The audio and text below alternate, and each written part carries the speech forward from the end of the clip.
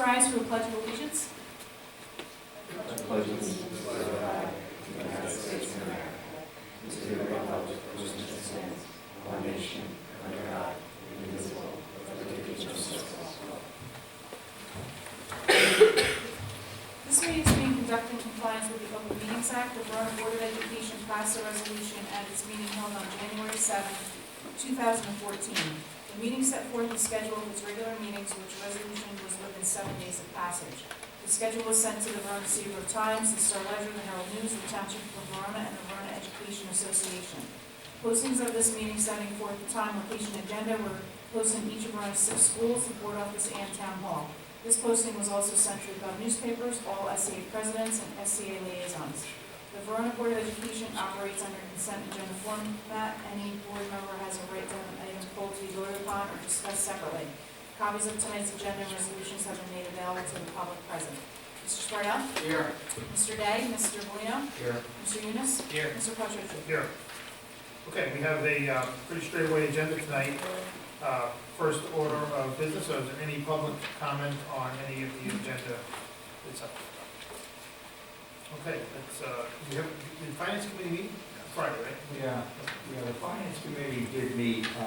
We spent the entire meeting looking at the budget, but not all of the budget. We looked at the technology input, and we looked at, to some extent, buildings and grounds, but we still didn't look at personnel. So the next meeting, we talked about having a between the board meeting next week, but I don't know that we ever came to a decision on that. Cheryl, Well, we were going to have a finance meeting next week. right. And then the other piece of the puzzle we talked about was possibly having a board meeting on March 18th. Right. The budget's due to the county on March 20th. So I think- March 18th is a night that we are not meeting. So- Now, Governor gave his budget address today, and we should, within the next 24 to 48 hours, hear what our state aid is going to be, get notification as to what our state aid is going to be. Last year they held it out for 2 days, generally with the day after. So by Thursday, we really should know what our state aid is and what if any increase there is or what the impact is going to be. He did say in his address today, the only thing I heard about the address was he said there's more for education this year than there ever was before. But he's been saying that for the last 5 years or 4 years or since the day he took 40% of our state aid away from us. He keeps saying that there's more into it, but it doesn't seem to all be coming back to us. So I don't know. We'll know by Thursday what our state aid is. We'll have a meeting next week, and then we'll be able to come back and make a determination as to whether we want to pass a preliminary budget at our next meeting, or we just want to discuss it and then hold one more meeting before we go where we present a preliminary budget. Again, this is a preliminary budget, and we don't even know at this point in time what the parameters are and where we stand. I mean, until we get the personnel input from it, we're really shooting in the dark on that. So that's about it. I think the state aid, I think both half-truths are correct. One is that it's more education funding by definition than they've had. I think the announcement today was $12.9 billion of state funding towards education. But it's also true that we continue to be funded at less than half of what our formula is. So it's highly skewed. I think I sent around a couple of years back sort of a one-page synopsis of how that total state aid gets divvied up, and about 3/4 of it goes to lots of things that are not education. It goes to lunch programs, adult education, security in urban schools, some staff training in other districts that need that kind of assistance, et cetera, et cetera, et cetera. So, and they bundle all of that with breakfast programs in impoverished areas. So they bundle all of that together under the education line, which is why the number is so big. But the amount of aid that actually finds its way to educational aid, which is what we get, is de minimis. And it continues to run at about half of what the formula for our district is. Did he say something that each district was going to get at $10 per student per The park. notice that I got from Garden State Coalition was that every district would get something. Now, they just, the synopsis I got just said something more than what you got last year. Last year, they did the same thing, they said everybody will get more, but there were some districts that got $1. A lot of districts, Yeah, so so, like 40 at a dollar. so, 70% of those districts got $1. But he was right, they got more. So, just on the budget though, can the board get copies of the budget? We had some preliminary ones a few weeks back. Are those still the latest ones? Based on the ones that are signed? I just thought I read something today that he was going to, I'm trying to find it right now, that he was designating $10 per student for park readiness. If I find it How out. much detail do you have on the buildings and grounds budget? There's detail on it. It's pretty detailed. It's really not anything that we haven't seen though. He's handed that handout to the Building and Grounds Committee. It's the same handout. So we got a budget attached to the Buildings and Grounds Committee meeting agenda 2 weeks ago. We got it. It's the same thing. There's 3 columns. There's current year, there's an optimum, and in the middle, there's a realistic, I don't know. So that's the current. That's what we have, the same thing. We didn't get anything more than that. No. So what decisions, how does the decision get made as to what the finance committee is going to recommend? Well, I think the finance committee is just doing a preliminary review that all is in order, and then we should go through with the board as a whole. I don't think the finance committee is going to recommend the budget. We can't recommend anything until we find out what the bottom line is. What can we increase the budget by? I mean, we don't even have a dollar figure on that. Go into the Until the state aid legislature. So how many more finance committee meetings need to happen before the board as a whole can consult it, review the budget altogether? Probably 2. 2 more Try and meetings? get together next So, week and And then. we could probably do the 2 before the next board meeting. If we did one next week and one on the Monday of the following week, we could do the 2 between this and our next board meeting. So we could do those 2. And then do a preliminary review, it's all in order, and we can sit down and go through it. Right. Mr. Forte and I will prioritize. Right, and we should have, again, what sort of you prioritize then and what sort of fell below that. How much time will it be before when the board first gets its look at the overall budget to when we have to submit that to the state? The 20th, on March the 20th. So our meeting is on March the 11th, and we have until the 20th. So the board can meet at least one more time if it needs to after that, before the budget has to be submitted. It has to be submitted on the 20th. And we have only one meeting scheduled between now and then, but certainly could have another beyond. Do we have any discussion items today? Okay, let's do superintendent's report. Snow days. We used 6, we're 1 short. I mistakenly put together the calendar where we would take back Thursday of spring break, which didn't really make a lot of sense, because then you have school Monday, Tuesday, you have no school Monday, Tuesday, Wednesday, you have school on Thursday, and you have no school on Friday. So we're gonna make a change to that and start the opposite way. Normally you start with Friday, because Friday's Good Friday, we're gonna start with Monday. So we're gonna make April 14th, Monday, April 14th is a school day, a full school day. If there are other days that are required, it will go Tuesday, Wednesday, Thursday, like that. It won't go to Friday, because Friday's Good Friday, we'll have to come up with a separate solution if we go over that. I just wanted to, we absolutely need that day, because I thought that we had used 6 days and Well, the one day I took back, we closed school. So that's why we're 1 day short. And I put out the thought process behind everything, whenever we close school, the reason, what goes into the decision making, just so everybody would know.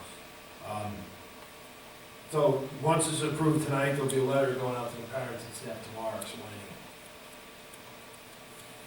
it. Today we honored our freshman basketball sponsors at, right before the senior night of basketball for the boys game.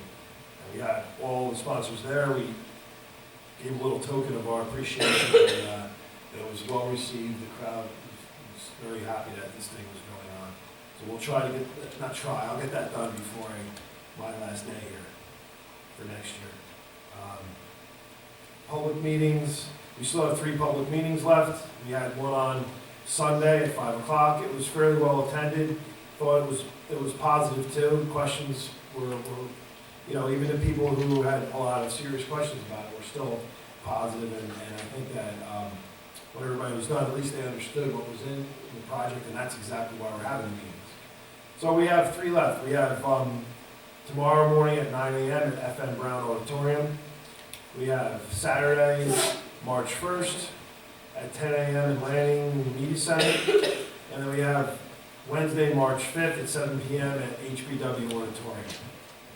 We have done phone calls, emails, town groups have done emails, and we'll continue to do that to remind people that it's important to come. Once it's over, once the last meeting is over, March 5th, we're going to convert the PowerPoint that I am using at the presentation to a movie, and we'll post it on the website and we'll email it out to everybody. We're going to still continue to do some video messages. There's 14 days until the election, which is on March 11th. Some good news here. We had the Verona junior wrestlers won the Essex County Championship for the first time in town history. The VHS hockey advanced in the playoffs. VHS girls and boys basketball are both number 2 seeds in the state sectional tournament, which will start, I believe, Monday. VHS, then we have HESPA testing starting next week. We also have, we had this trip to Stevens Institute of Technology with Mrs. Thomas for all the girls that wanted to go for a STEM day at Stevens. It was in the newspaper. In Friday's email, I'll put the link if you'd like to read the article. It was a great trip.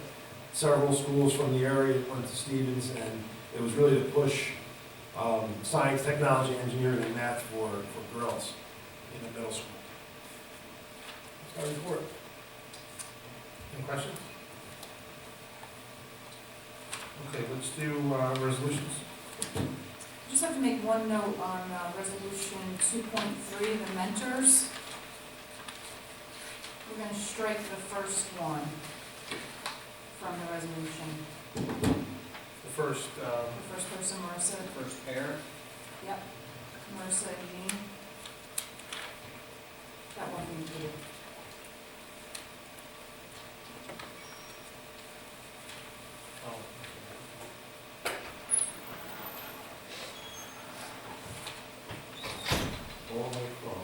All the way across, right? but the other 2 lines stay, right? Yep.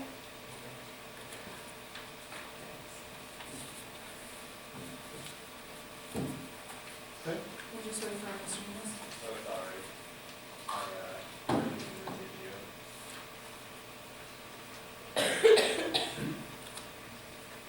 Resolved that the board approve resolutions number 1 through number 17 and addendum resolutions number 1 and 2. So moved. Second. Moved by Mr. Molino, seconded by Mr. Gibbons. Any questions? Yeah, just that one, resolution 14, it references an attached list. You don't have that? I don't have the attached list. Okay, I can send that to you tomorrow. And the dollar amount, the reason why that dollar amount is so high is there was a administrative assistant that was being charged to an administrative line when her position is in the guidance department. So her salary of, say, $45,000 was moved from that line account into guidance. So it makes up half of the transfers.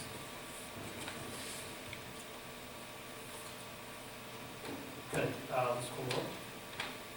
Mr. Sparrow? Aye. Mr. Polino? Yes. Mr. Yunus? Aye. Mr. Quattrucci? Hi. I just want to take a moment on resolution 2.2, just thank Mrs. Gordon, who's retiring from Brookdale. I know Mr. Rampola is here, and Mrs. Gordon was well loved and respected by Susan for that. Okay. We can open up to public comments or questions.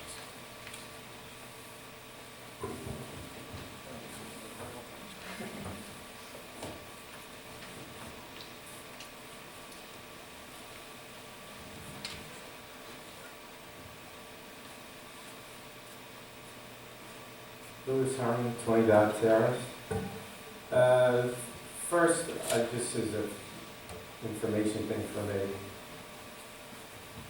if the referendum fails twice, can the board then pass non-field type items in their regular course of business? So let me rephrase some of the words that you used, because I think that's the right answer. You can, if a referendum fails twice, the things in the referendum that are necessary to conduct an academic school day can be approved by the county superintendent or the state, and then put through. And what is the approximate cost of a special referendum? To conduct the referendum? Yes. It's between 15 and 20,000. Okay. This is the least. That's the cost to conduct the vote, And as if opposed the- to the engineering and everything else. That's what I meant. And if you try to pass items at a regular election, is there any cost at all to the Board of Education? There is. Because any of the costs of the election workers we have to pay for. And it's about the same.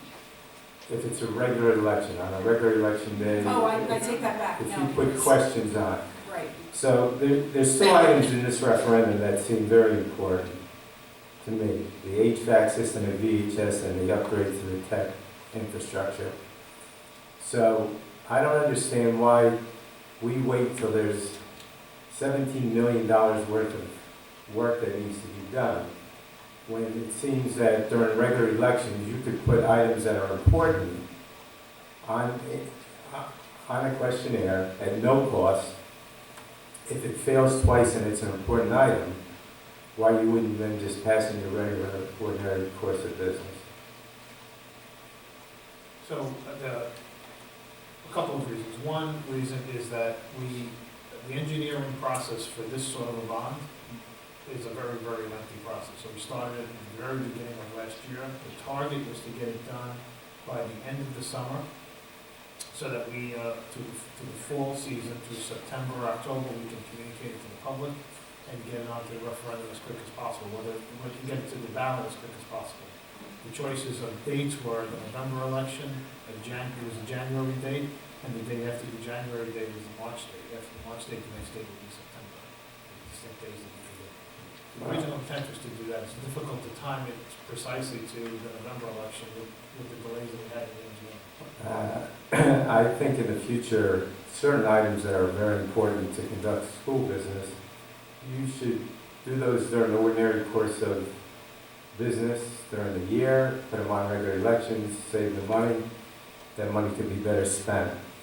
In particular, on the field, I went to one of the public meetings. It was well run. And I was a little surprised when I saw the project for the lower field, because when you were once going to do a referendum on the upper field, it was very well publicized. And I didn't see any public pictures or anything. But this was compared to a Bordentown field that exists. Do we know how many light stanchions are going to be put on this lower field? The lighting people didn't tell me how many lights, but that field had, I believe, 8. Do you know how many you've requested? You presented a plan for. We're not at the point where we're not at the point where the final drawings and things like that are made. They don't have all that information yet. Well, there's been a lighting proposal made to the Public Works Department in Verona, to the town engineer. But we're not at that point yet. That would be the second phase when we hire the people to actually draw up the plans. You're telling me that there's no lighting proposal right now in the engineer department in Verona, Public Works, nothing. No, we don't have any of that. We just have we have the drawing that you saw on the screen, and we have a itemized list of the costs, that's all we have. Well, my understanding is it calls for 12 lights, of which 10 are to be 110 feet high. At Centennial Field, there's 4 towers, 7 feet high. And that is at Public Works right now. What do you mean, what's that Public Works? The lower field, there's a lighting plan proposed that will create quite a bit of light seepage to the neighborhood around. I did a Google satellite picture of Bordentown, which is close to 10 square miles, and took a picture of their field that's surrounded by farmland. I took a picture of Verona, and it's surrounded by nothing but homes and nothing around. I think there'll be a lot of light seepage. I think that the property damage, property values to the neighbors will be diminished. And I hope that the referendum fails just for the field reason alone, and that we come back with a reasonable solution to your field problems. I can tell you one thing that the engineers told us is that the lighting is so focused that they need to put pedestrian lighting because the people won't be able to see. And I know from when lighting first came out, actually not lighting, lighting's been around for a long time, but the lighting that they used in Livingston High School when I was teaching there in 1990, it was so bright on the field that you could actually have a game on the other field. But this kind of lighting is so focused. If you look at the lighting that's up at Centennial, they have those covers and they're focused lighting, and then there's pedestrian lighting. They didn't need pedestrian lighting. So the Centennial is 70 feet high, and the request right now that's down at Town Hall at Public Works is 110 feet tall. I'm hoping that our Verona Cedar Grove Times reporter does a little research, contacts our town engineer, and sees whether you're correct or I'm correct. Well, can you tell me more about this? You're saying somebody told you that there's a proposal for lighting down at the field? I'm saying that your engineers that must have put together your bid have been in touch with our Public Works Department and have proposed a lighting plan that calls for 12 stations, 10 of which are 110 feet tall. Wow. That's the first time hearing of this because we haven't gotten Well, to hear that. I'm just shocked that you're this far into a project and you don't, have details about the lighting. That's because we don't, the way ours works is that we need to get this passed and then we do the engineering piece after. We don't have the plans drawn up or any of the lighting surveys done or any of that. It's basically cost estimates and a drawing. Wow.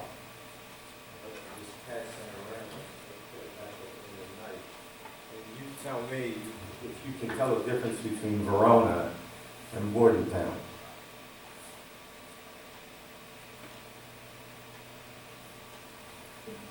That's it.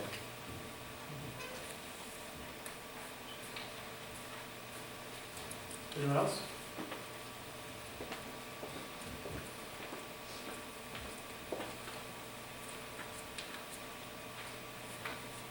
Good evening, Rich Rampola, Principal, Brookdale Avenue School. I came tonight to recognize 2 staff members who will be leaving Verona at the end of the year, but as I was sitting there, I thought, oh, this is a great opportunity to talk about a wonderful event that took place last Friday and recognize a couple of the groups in town that were collaborative in an effort to enhance students' learning experiences.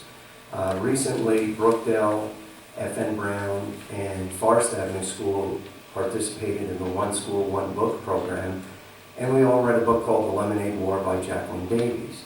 And Jacqueline Davies came as an author visit to FN Brown and to Brookdale, and since Forrest read the book, we decided at Brookdale to invite them to join us to the grade level presentations, and it was a very successful experience, and it was a collaborative effort funded by the Verona Foundation for Educational Excellence as well as our SCAs. The VFE paid for the books that each family received, and the SEA paid for the author visit. So it was a great experience. And along with that experience, we also raised money for Alex's Lemonade Stand, which is a foundation to fight childhood cancer. I don't know the results from the other schools that raised money, but at Brookdale Avenue School, we raised $704.19. So it was a great program, and it was great to see that collaborative effort among groups that support the schools, and I encourage the district as a whole to look into that, because that way we get more bang for our buck across the board. That being said, as I mentioned, I'm here to recognize two people who won't be with me next year. Mr. Forte, during your time in Verona, you continued the practice of previous superintendents. You came on board and recognized what was successful in Verona, and then set a path as how we could continue to improve. You led the completion of Verona's latest strategic plan. You steered us through very difficult weather, literally, and storms.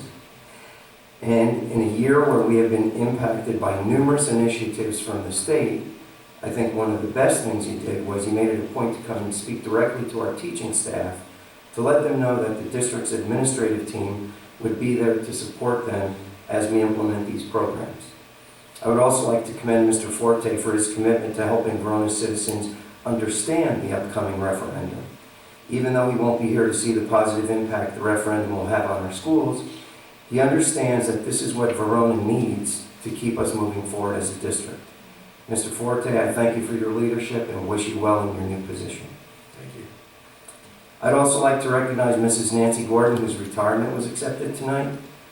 Mrs. Gordon has much to be proud of over the course of her many years in Verona. Mrs. Gordon has been instrumental in fostering a love of learning in her students, in developing a love of books, and in encouraging her students to always do their best. Mrs. Gordon always brought an enthusiasm to her teaching, continually welcomed new ideas and teaching methods to bring to her instruction, and developed lasting relationships with the families whose children she taught. For 13 years, it has been my privilege to be Mrs. Gordon's principal. While she will certainly be missed, I wish her well in her retirement. Thank you. Anybody else? Okay. Well, we missed 8:30, so we went a little over a half hour record, I think, before the meeting. Our next meeting will be held on Tuesday, March 11th, which is the date of the referendum vote, as a reminder. Confidential session at 7 p.m. I'm sorry, we're going to confidential. Now? Yeah, Okay. we'll cover a topic that we know we'll cover before. We need resolution. Resolved that the board meet in private session from which the public shall be excluded to discuss the topics of negotiations and personnel or potential litigation in which private discussion is being held pursuant to section 70 and 8 of the Open Public Meeting Act. The matters under discussion will be disclosed to the public as soon as final decisions are made and voted upon. All in favor? Aye. Any opposed? Okay, so as I said, the next meeting will be held on Tuesday, March 11th, confidential session at 7 and public session at 8 o'clock. Good night. Okay.